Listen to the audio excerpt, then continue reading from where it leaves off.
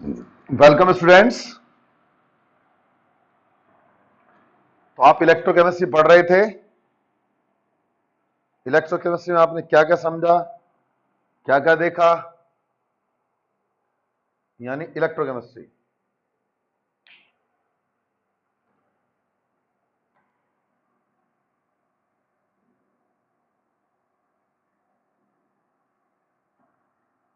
Electrochemistry आपको मैंने कल बताया था रेजिस्टेंस के बारे में, रेजिस्टिविटी के बारे में, सेल कांस्टेंट के बारे में और आपका कंडक्टिविटी के बारे में। ठीक, molar conductivity, equivalent conductivity. Lambda M molar conductivity कहलाता है और लैम्डा इक्यूआई इक्विवेलेंट कंडक्टिविटी कहलाता है। तो अब हम इसमें क्या करते हैं समझिएगा आगे। अब हम इसके अंदर बात करते हैं आपका नेक्स्ट बात आती है आपकी limiting value of molar conductivity. Limiting value of molar conductivity, या इसको बोलते हैं molar conductivity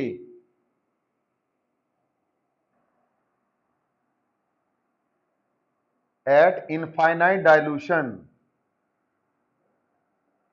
eight infinite dilution. और इसको इंडिकेट करते हैं लैम्डा एम इंफिनिटी के द्वारा या लैम्डा एम जीरो के द्वारा। तो क्या मतलब है इसका?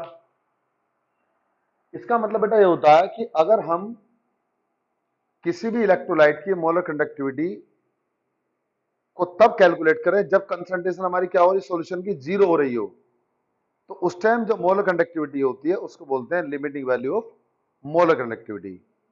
आप कहेंगे कंसंट्रेशन जीरो का क्या होता है? मान लीजिए मैंने एक ये बीकर लिया, इसके अंदर मैंने 2 इलेक्ट्रोड लगा दिए, इसके अंदर मान लीजिए मैंने KCl का सॉल्यूशन भर दिया और यहां पर क्या हमारा 1 मोल पर लीटर है। 1 लीटर में 1 मोल है घुला हुआ। ठीक है, तो उस टाइम जो कंडक्टिविटी होगी उसको बोलेंगे lambda M. This is known as lambda M, इसको हम लैम्डा एम बोलते हैं। ये मोलर कंडक्टिविटी कहलाती है। लेकिन अगर हम क्या करें जी, अगर हम मोलर इसकी बात करते हैं, मान लिया हमने एक बीकर लिया, इस बीकर में हम 2 इलेक्ट्रोड लगाए इस तरीके से और उसके अंदर हमने क्या भर दिया, उसके अंदर हमने KCl का सॉल्यूशन भरा। सपोज कीजिए ये हमारा KCl का सॉल्यूशन है, लेकिन इसकी कंसंट्रेशन कितनी है? 1 मोल 10⁻⁶ लीटर। तो यहां तो इस केस में C की वैल्यू क्या हो जाएगी? जीरो हो जाएगी। और यहां तो लैम्डा एम थी, यहां जो कंडक्टिविटी वो क्या कहलाएगी? इसको बोलेंगे लैम्डा एम इन्फिनिटी। समझना ध्यान से। यदि हमने KCl का 1 मोल लिया और 1 मोल को 1 लीटर में डिसॉल्व कर लिया, तो उस टाइम जो कंडक्टिविटी होगी उसको बोलेंगे मोलर कंडक्टिविटी।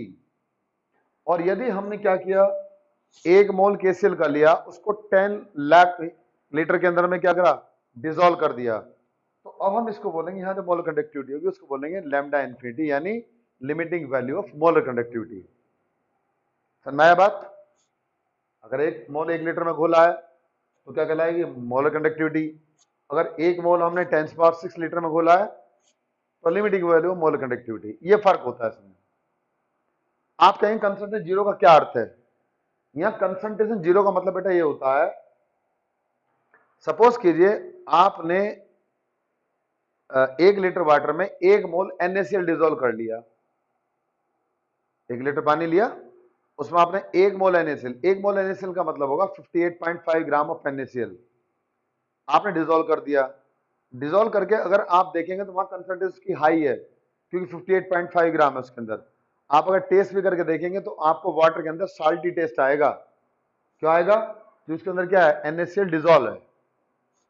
ठीक है, अब दूसरा क्या है जी, आपने क्या करा, अब उसी 58.5 आपने लिया दूसरा NaCl, उसको घोल दिया 10 लाख लीटर वाटर के अंदर। और अब अगर आप उसका टेस्ट करके देखेंगे मुंह से तो आपको उसके अंदर आप NaCl का टेस्ट नहीं आएगा, क्योंकि वो सॉल्यूशन इतना डाइल्यूट हो चुका कि उसके अंदर कंसंट्रेशन 0 के बराबर मान ली जाती है। लेकिन अगर उसे केमिकली आप चेक करोगे तो उसमें पता चलेगा, ऐसा नहीं कि उसमें NaCl नहीं है, NaCl है, लेकिन इसकी मात्रा क्या है, बहुत कम है। तो जब हमारी मात्रा बहुत कम होती है किसी इलेक्ट्रोलाइट की सॉल्यूशन के अंदर, तो उस टाइम जो आपका मोलर कंडक्टिविटी होती है उसको बोलते हैं limiting value of molar conductivity. और आप इसको समझ सकते हैं, ठीक है। अब हम बात करते हैं इसकी डेफिनेशन की। डेफिनेशन क्या होगा, तो डेफिनेशन देखिएगा, अगर मैं बात करता हूं, हम लिखेंगे molar conductivity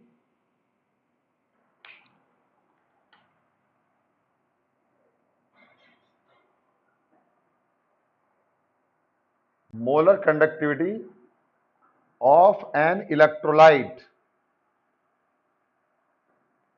will be equal to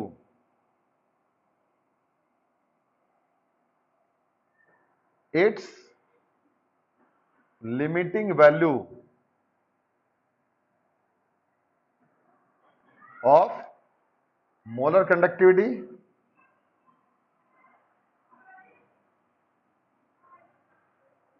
when concentration of electrolyte approaches to zero,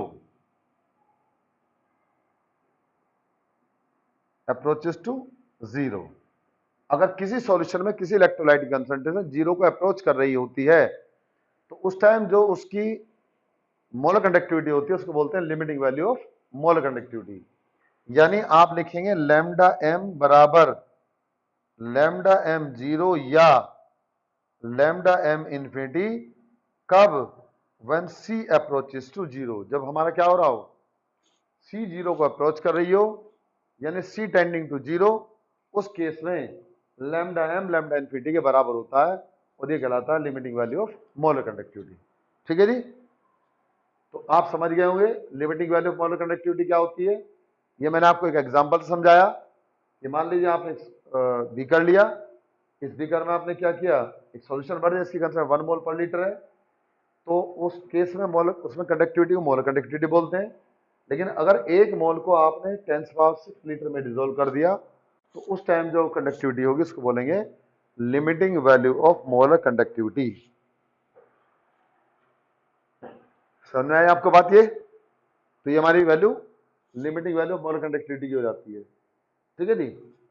अब limiting value of molar conductivity के लिए एक साइंटिस्ट थे जिनका नाम था खोलराउच। खोलराउच, क्या नाम था उनका, खोलराउच। तो उन्होंने अपना एक रूल दिया था जिसको बोलते हैं Kohlrausch law of independent migration of ion.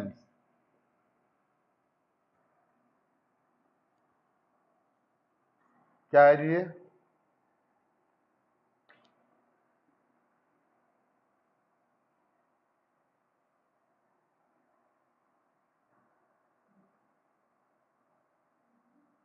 खोलराउच law of independent of migration of ion.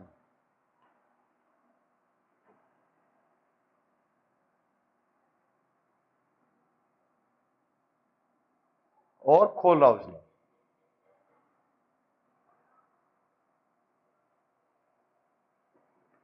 क्या कहा था उन्होंने, इन्होंने कहा था कि अगर हम कोई इलेक्ट्रोलाइट ले लेते हैं, सपोज कीजिए हमने क्या किया, हमें लैम्डा एम इंफिनिटी निकालनी है मैग्नीशियम क्लोराइड की, तो that would be equal to lambda N M infinity of magnesium 2+ ion plus 2 into M lambda infinity of Cl minus ion. This is the limiting value of molar conductivity of magnesium chloride. Similarly, if we take lambda m infinity of Al2SO4 whole thrice, that would be equal to lambda m infinity of यानी 2 into lambda infinity of Al3+ ion plus 3 into lambda M infinity of SO4 2 minus M. ठीक है, तो कोलराउच ने आपको ये बताया था, उन्होंने कहा था, उनका स्टेटमेंट था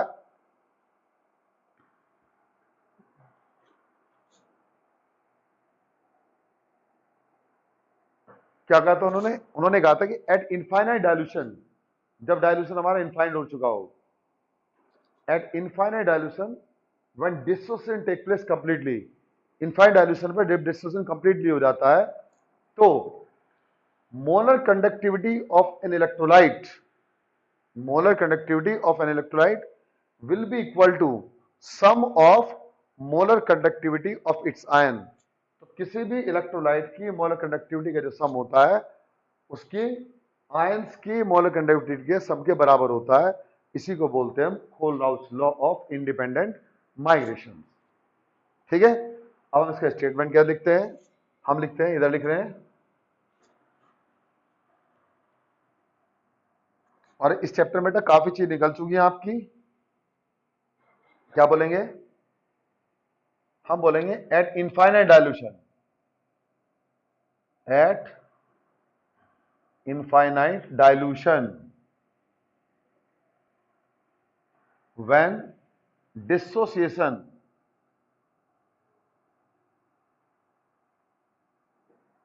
take place completely,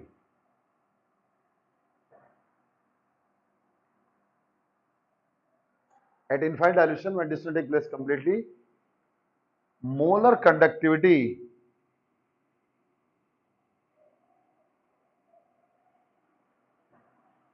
of an electrolyte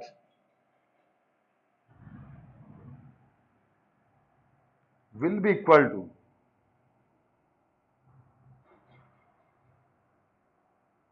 sum of molar conductivity of its ion। ठीक है, यानी at infinite dilution when dissociation takes place completely, molar conductivity of an electrolyte will be equal to sum of molar conductivity of its ion। यानी जब infinite dilution हो चुका हो completely, molar conductivity किसी electrolyte के बराबर होती है, जोड़ के, सम माने जोड़, plus sum of molar conductivity of its ion, यानी उसकी मोलर कंडक्टिविटी आयंस के बराबर होती है। इसी को बोलते हैं Kohlrausch law of independent migration of ions. अब बात आती है application of Kohlrausch law. Kohlrausch ने एप्लीकेशन बताए थे इसके, तो एग्जांपल मैंने आपको बताया, ये फिर दोबारा समझ लीजिएगा। At infinite dilution when dissociation take place completely, molar conductivity of an electrolyte will be equal to sum of molar conductivity of its ion। यानी लैम्डा एम इन्फिनिटी, अगर हम मैग्नीशियम क्लोराइड की लैम्डा इन्फिनिटी निकालेंगे तो that would be equal to sum of molar conductivity of Mg2 plus ion and 2 into molar conductivity of Cl minus ion. So this is the molar conductivity, ये molar conductivity formula होता है। Next हम बात करते हैं बेटा application.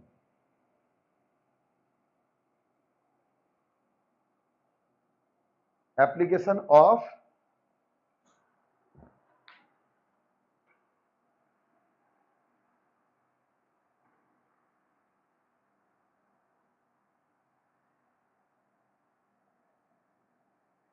Application of Kohlrausch law.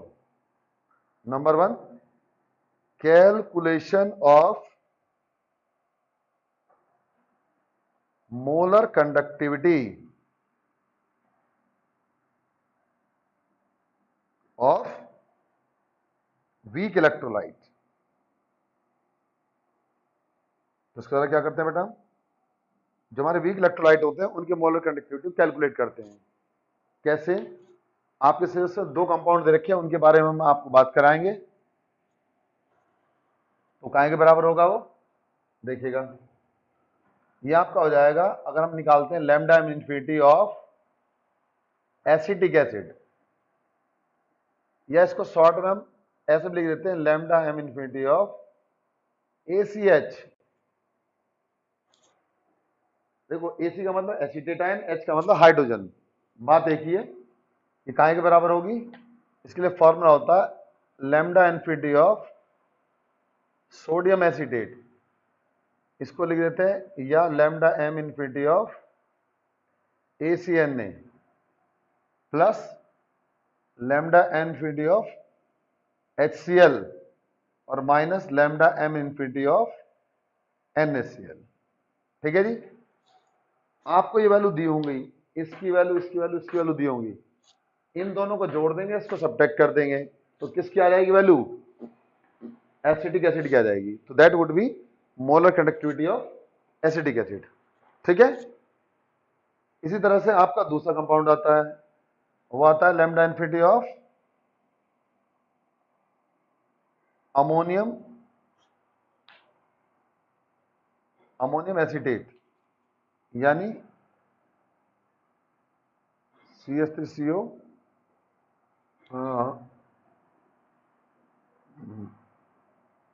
Lambda infinity of NH4OH ammonium hydroxide. इसके लिए क्या करेंगे? इसके लिए आपको वैल्यू दी होगी lambda infinity of ammonium chloride plus lambda M infinity of NaOH minus lambda M infinity of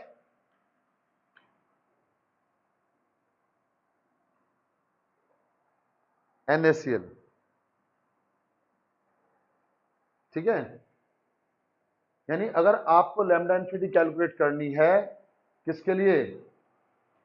ammonium hydroxide के लिए, तो आप क्या करेंगे? आपको वैल्यू दी होगी lambda infinity of ammonium chloride की, लैम्डा इन्फिनिटी ऑफ NaOH और lambda infinity of NaCl।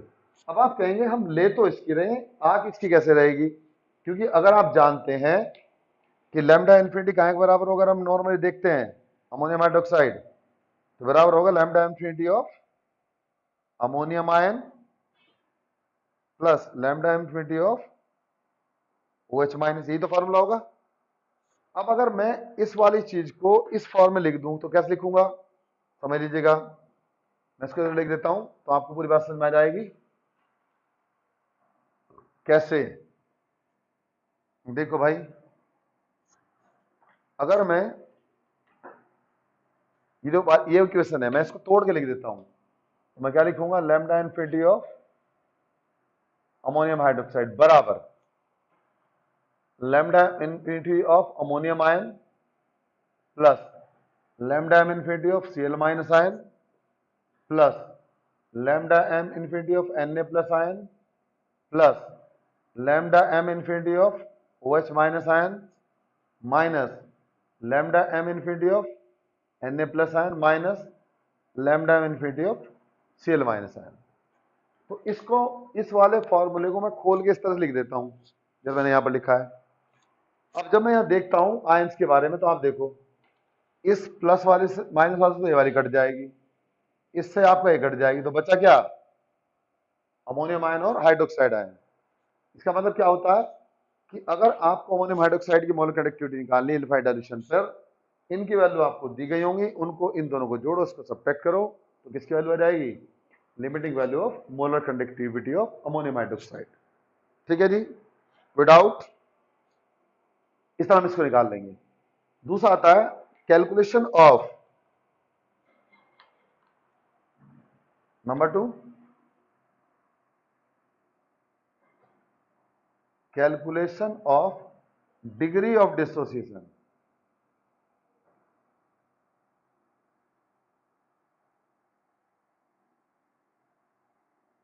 Of weak electrolyte.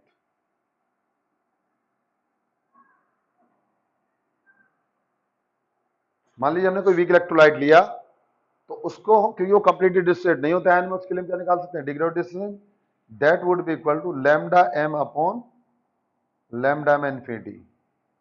ठीक है, ये इस फॉर्मूले से हम क्या करते हैं? डिग्री ऑफ डिसोसिएशन निकाल लेते हैं। तीसरी बात आती है calculation of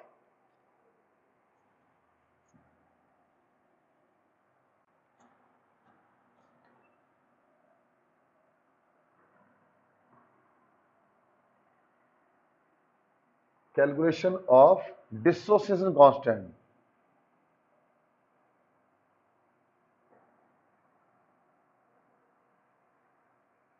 viscous constant of weak electrolyte.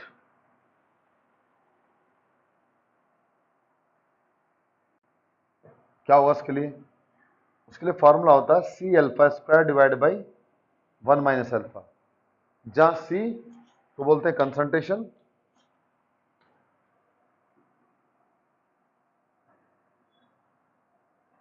इसका मतलब क्या है? मोलरिटी। नॉर्मल जो मोलरिटी होती है वो कंसंट्रेशन कहलाती है। तो हम इसमें मोलरिटी की वैल्यू रख देंगे, जब न्यूमेरिकल आएंगे तो आपको बताएंगे। ये हमारा खोलराउच लॉ कहलाता है, Kohlrausch law of independent migration of ions. ठीक है बेटा। अब इसमें अगला टॉपिक आता है आपका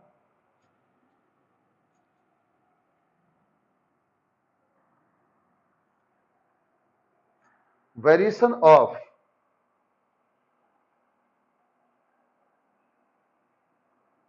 molar conductivity for weak and strong electrolyte.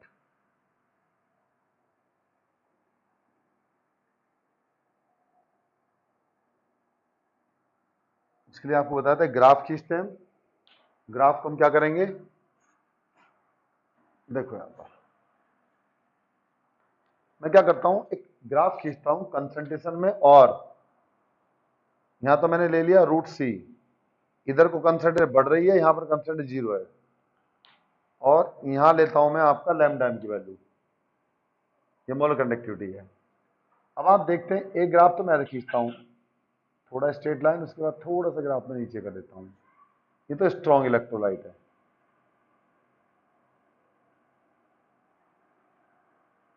मान लीजिए KCl है हमारा, और यहां से यहां तक जो वैल्यू, यहां से यहां तक, ये यहां से यहां तक, इस वैल्यू को मैं लिख देता हूं लैम्डा एम इन्फिनिटी। ये लैम्डा इन्फिनिटी है, और एक ग्राफ में ऐसा खींच लेता हूं, आप देखेंगे बुक में, आपको दिखाई दे जाएगा। ये CH3 COH के बीच में कैसा है, वीक इलेक्ट्रोलाइट।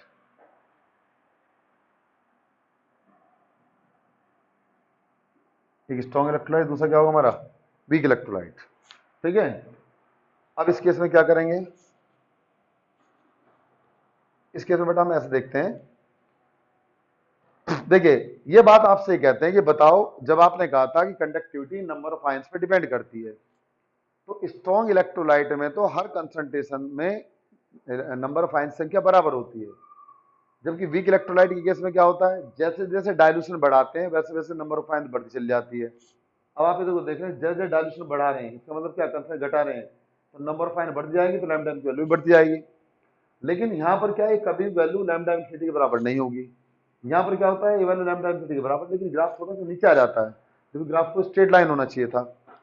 ये कहते हैं कंसंट्रेटिव डिपेंड नहीं करनी चाहिए थी।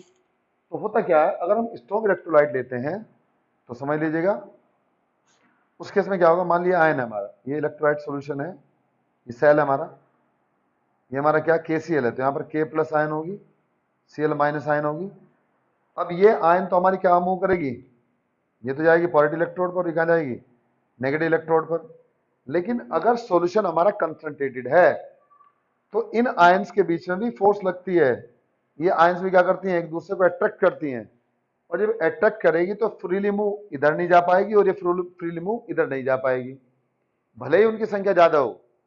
तो आप क्या समझते हैं, आप ये समझते हैं in concentrated solution there is force of attraction between the ion which prevent the ion for the movement, जो आयन को रोकती है मूवमेंट से, इसलिए लैम्डा की वैल्यू क्या होती है, हमारी घट जाती है इलेक्ट्रोलाइट के केस में। और इसके लिए एक साइंटिस्ट थे जिनका नाम था डबाई हकल ऑन सेगर, उन्होंने अपनी एक इक्वेशन दी थी। तो उन्होंने क्या कहा था, ये नाम था डिबाई हकल ऑन सेगर। उन्होंने कहा था कि लैम्डा एम बराबर लैम्डा एम इन्फिनिटी माइनस सी रूट माइनस ए रूट सी, ए यहां कांस्टेंट है, यदि मैं सी की वैल्यू 0 कर दूं, मैं यहां पर आ जाऊं स्ट्रॉन्ग इलेक्ट्रोलाइट के लिए, किसके लिए होता है, फॉर स्ट्रॉन्ग इलेक्ट्रोलाइट।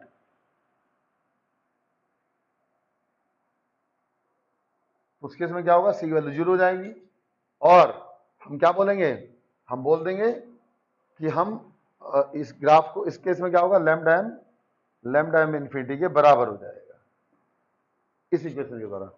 ये डबाई हकल ऑन सागर इक्वेशन कहलाती है। तो क्या मतलब है इसका, क्या इसका मीनिंग है, हम बोलते हैं सिंस, इसको ग्राफ को समझाते हैं, since variation of lambda M with root C are very small, क्या होते हैं ये, बहुत स्मॉल है। So graph can be extrapolated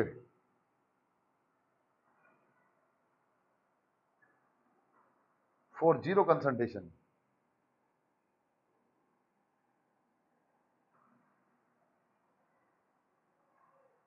ठीक है, वेयर, जहां पर क्या होगा, लैम्डा एम बराबर लैम्डा एम इन्फिनिटी। ये हम लिखेंगे, पहले इसको बताएंगे फिर इसको लिखेंगे। उसके बाद में क्या होगा, फॉर वीक इलेक्ट्रोलाइट लिखेंगे, तो स्ट्रॉन्ग इलेक्ट्रोलाइट था, अब क्या होगा, फॉर वीक इलेक्ट्रोलाइट, यानी इस वाले के लिए, इस ग्राफ के लिए। ये जो एक्सप्लेनेशन है हमारा, ये वाला जितना आप देख रहे हैं, ये वाला एक्सप्लेनेशन सारा इस ग्राफ के लिए। और जब अब मैं लिख रहा हूं किसके लिए लिख रहा हूं, वीक इलेक्ट्रोलाइट के लिए, तो मैं लिखता हूं for weak electrolyte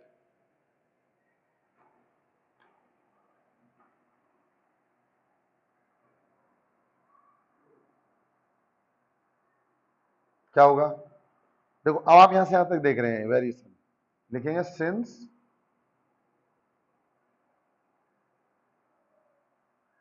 variation of lambda M with root c for weak electrolyte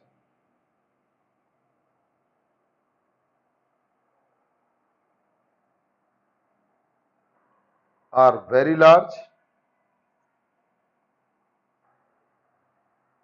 therefore graph can be extrapolated for zero concentration. Graph cannot be, sorry, graph can not be extrapolated for zero concentration